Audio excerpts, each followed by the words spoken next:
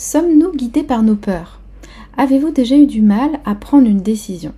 Dans ce podcast, je vous parle de l'importance de prendre conscience à quel point nos peurs sont le moteur de nos décisions.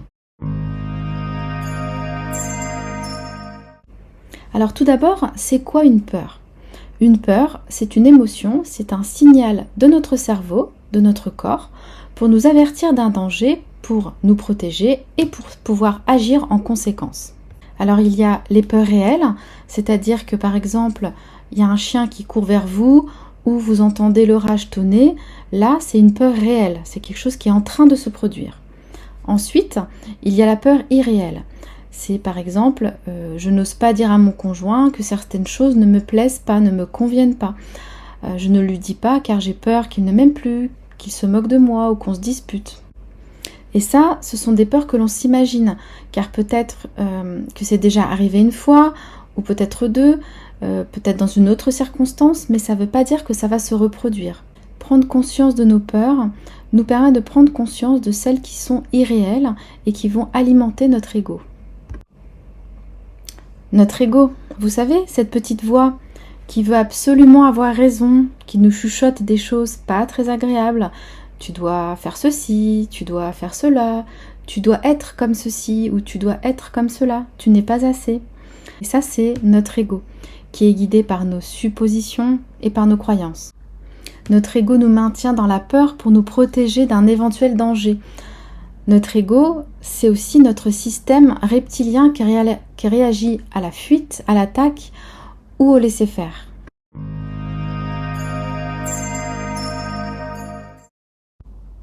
Selon Lise Bourbeau, il existe 5 catégories de peur. La peur des animaux, la peur de l'environnement, c'est-à-dire tout ce qui est orage, tempête, les inondations, le feu, mais ça comprend aussi la peur de l'avion, traverser un pont en fait partie aussi. Ensuite, il y a en 3e catégorie la santé, c'est-à-dire se faire mal, avoir peur d'avoir un accident, la vue du sang, se faire attaquer, tout ce qui est microbes, tout ce qui est maladie. La 4e, c'est tout ce qui est peur sociale.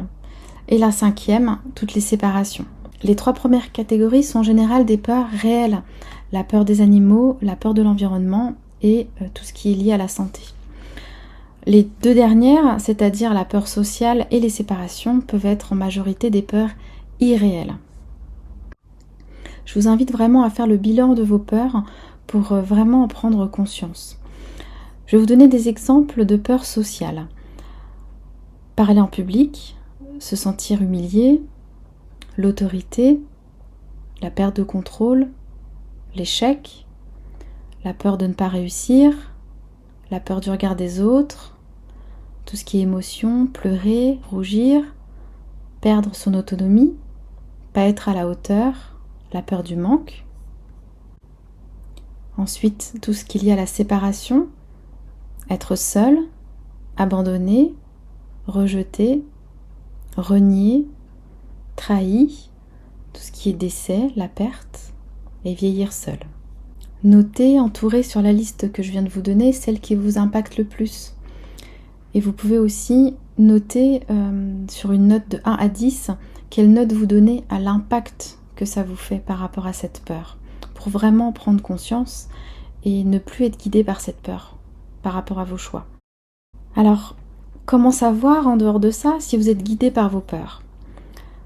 Ce qui doit vous alerter, c'est vraiment vos ressentis. Je sais que c'est pas toujours évident pour tout le monde, car ça s'apprend pas à l'école, même pendant notre éducation, on nous demande pas forcément ce qu'on ressent, mais plutôt ce qu'on doit faire et ne pas faire. Ressentir dans notre corps, dans notre tête que tout est ok quand on pense à une situation ou à un événement, c'est se sentir ce qu'on appelle aligné. Quand on n'est pas aligné, notre corps nous le manifeste par des douleurs, par des inconforts ou des sensations désagréables. Notre rythme cardiaque s'accélère, on rougit, on transpire. Mais ça, c'est aussi des réactions normales face à une situation de peur réelle. Quand on ressent des palpitations, le cœur qui bat vite, la respiration qui s'accélère, c'est que vraiment, c'est une grande peur. Ces manifestations sont normales quand on doit faire face à une peur réelle. Si on a un chien qui fonce sur nous pour nous attaquer, il faut qu'on ait assez d'adrénaline pour pouvoir courir.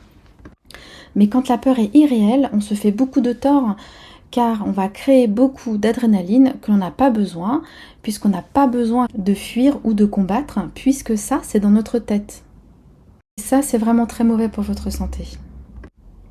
Sachez que le corps va mettre 6 heures pour éliminer l'hormone du stress qui s'appelle le cortisol. Pendant le temps que vous avez le cortisol dans votre corps, vous allez être à fleur de peau. Vous allez réagir au quart de tour. Afin d'accélérer le processus d'élimination, vous pouvez faire du sport, aller marcher, vous aérer, faire de la cohérence cardiaque. Bien sûr, pensez à bien vous hydrater, plus que d'habitude. Vous mettre une musique qui vous donne de l'énergie, qui vous fait du bien. Vous faire masser aussi, par exemple. Ça génère l'hormone du plaisir, du bien-être. Donc ça permet de se sentir mieux, de se sentir apaisé également. Alors, la prochaine fois que vous aurez des choix à faire, des décisions à prendre, et qu'une peur survient, posez-vous ces questions.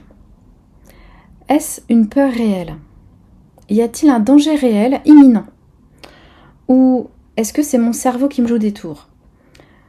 Et posez-vous la question de qu'est-ce qui est plus juste de croire et de penser? Qu'est-ce qui est plus juste de croire et de penser au lieu de penser à cette peur qui vous empêche de passer à l'action? Ou qui vous limite dans vos choix. Travaillez sur vos pensées et croyances limitantes afin de les transformer en croyances ressources. C'est vrai que c'est difficile de le faire seul. Il vaut mieux faire appel à un coach de vie ou un thérapeute qui pourra vous aider à y voir plus clair. Votre ego, cette petite voix, ne disparaîtra pas complètement. Elle sera toujours là pour vous protéger, mais quand on en prend réellement conscience, on apprend à danser avec elle pour qu'elle ne prenne plus le dessus. Je vous remercie pour votre écoute. Vous pouvez m'encourager en likant cette vidéo et en vous abonnant à ma chaîne. À très bientôt dans un prochain podcast.